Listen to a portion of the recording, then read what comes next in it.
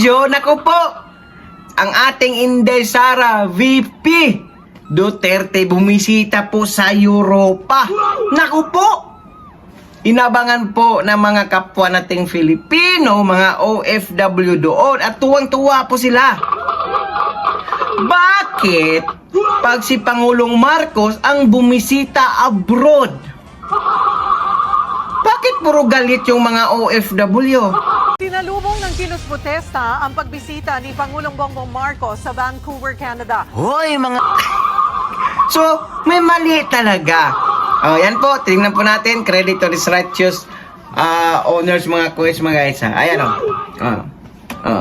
Yan po si ang ating VP Sara Duterte na talagang nagkagulo, nagkawindang yung mga Filipino. Inaabangan po yung pagdating niya dyan sa Europa. Oh, kita nyo? Yan yung pagkakaiba ni PBBM at ni VP Sara Duterte. So ngayon, paano natin masikmura, maisip yung impeachment na gawa-gawa lang nila na hindi kagustuhan ng 90% o 100% ng mga Filipino na ipa-impeach si Sara Duterte? Paano natin yan masikmura? Maiisip, mga kuis, mga gayas. Samantalang, yung mga constituent, yung mga Filipino, gustong-gusto nila si VP Sara na magiging ng presidente. So, ibig sabihin yan, yung nangyayaring impeachment trial dyan sa Senado, kagustuhan lamang ng iilang mga politiko. Dahil kahit saan magpunta sa lupalok ng bansa, ang ating VP Sara Duterte, pinagkagaguluhan, nawiwindang yung mga tao, gusto siyang makita. O kahit sa abroad, kita niyo yan, sa abroad yan, sa Europa, mapa Japan, Hong Kong. Talagang sabik sila na makita si Duterte at sabik na silang ipaparesign ang ating Pangulong Marcos. O saklap, di ba? O, dyan natin makikita. Dyan mo ma-visualize kung gaano kamahal ng mga mostly Filipino ang ating VP Sara Duterte. So, ibig sabihin yan, yung ginawa nilang impeachment trial dyan sa Senado, gawa-gawa lamang yan ng ilang mga politikong nagpo-political expedition para walang sagabal this coming 2028 election, sa presidential election, wala silang sagabal sa mga Duterte. At bakit? Papayag ba ng taong bayan na ma-impeach ang ating VP Sara Duterte? Never, never, never. I think kung talagang matuluyan siyang ma-impeach dyan, malaking gulo po yan mangyayari sa ating Pilipinas. Mark my word. Dahil yung administrasyong Marcos, pati yung mga pinklawan, nang nagsalid pursa, yung mga pinklawan at loyalista, kinamumuhian na ng taong bayan. Bakit? Lumang ginawa nila sa kanilang pamumuno, sa kanilang administrasyon. Puro suna, masarap magsalita sa suna. Parang matalino kasi nga English is straight, pero naman. Pero yung mga sinasabi niya sa suna, wala sa aktual na nagagawa na mga proyekto. To make it short, nga ang Filipino. Sino pa ba ang mga Pilipino magmamahal sa kanya? Siyempre, yung mga bangag lang, yung mga timalita. Ilan lang naman sila. Ilan lang naman sila.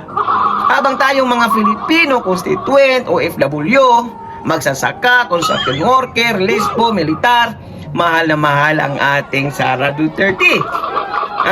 Yan yung malaking pagkakaiba. Kaya nga nakapagtataka kung bakit gumagawa-gawa sila ng impeachment trial na hindi man lang kinonsulta sa taong bayan.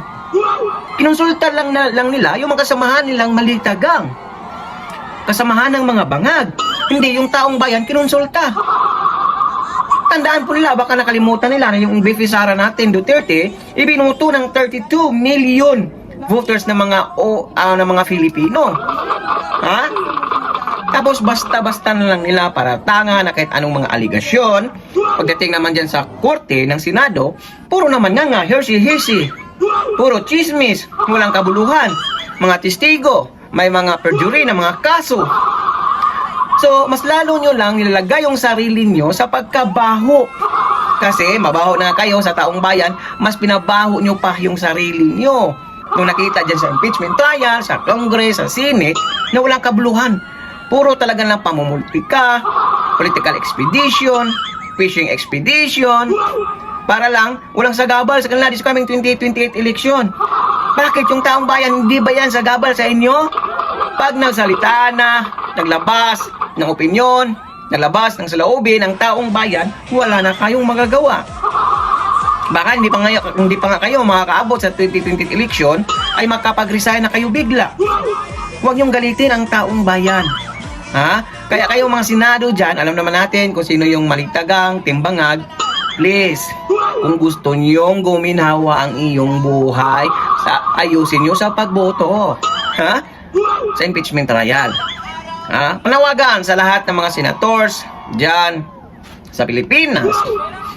Kung gusto nyong guminhawa ang yung career, ay mas umunlad pa yung career, mas tatagal pa kayo sa bilang isang public servant, ayusin nyo sa pagboto. Dahil ang taong bayan, laging nakatinang, laging nakamanman sa inyo kung anong mga ginagawa nyo dyan.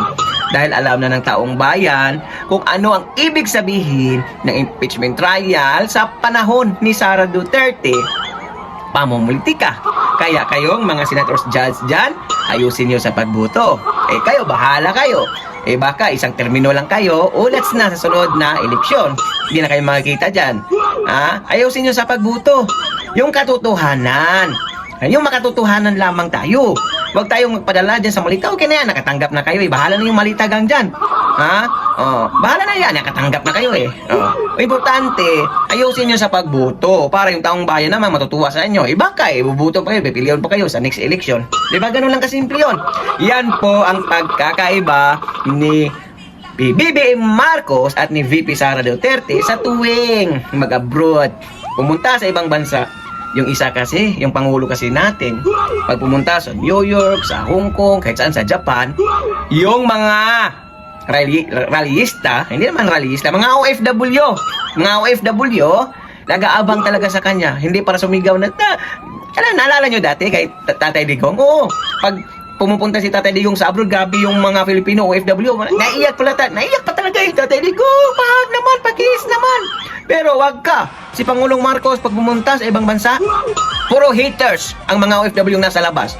O gaya nangyari sa Canada, galit na galit si Ate Claire, pinagmumura. So ibig sabihin, wala silang magandang naiambag sa ating bayan.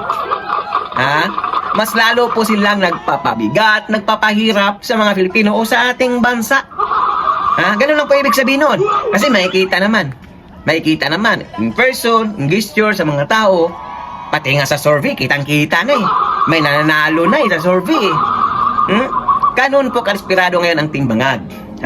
Bakit sa akala nila, kunwari lang, na ma-impeach talaga ang ating VP Sara Duterte.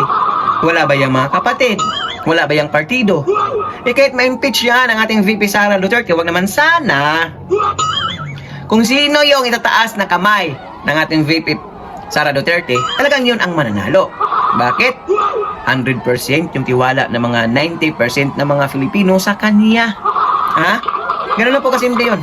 Ay, komento po na yung mga opinion o reaction sa comment section ng ating video. Alam nyo naman, kitang-kita naman yung ebidensya, di ba? Have a blessed Sunday, guys! So for now, I'm God, please follow, like, and share, and subscribe sa ating YouTube channel na Duduyte, at sa ating Facebook page, ito Duduyte 2.0YT, at sa ating TikTok account na Duduyte. So for now, I'm God, bless all, peace, bye-bye, ingat po kayo lahat.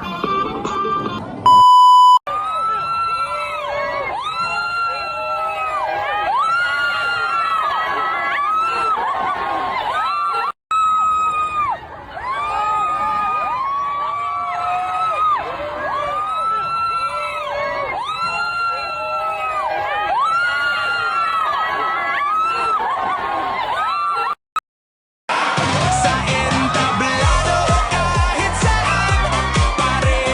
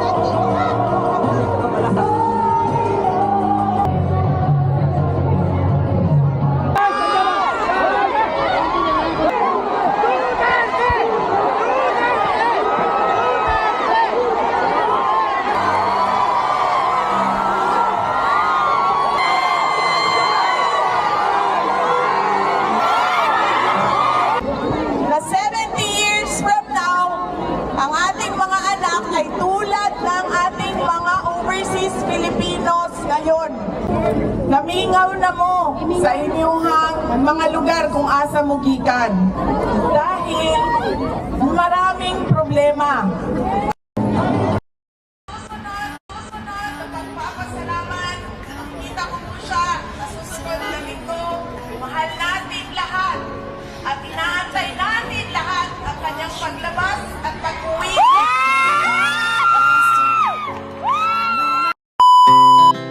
Our hearts beat to the city streets.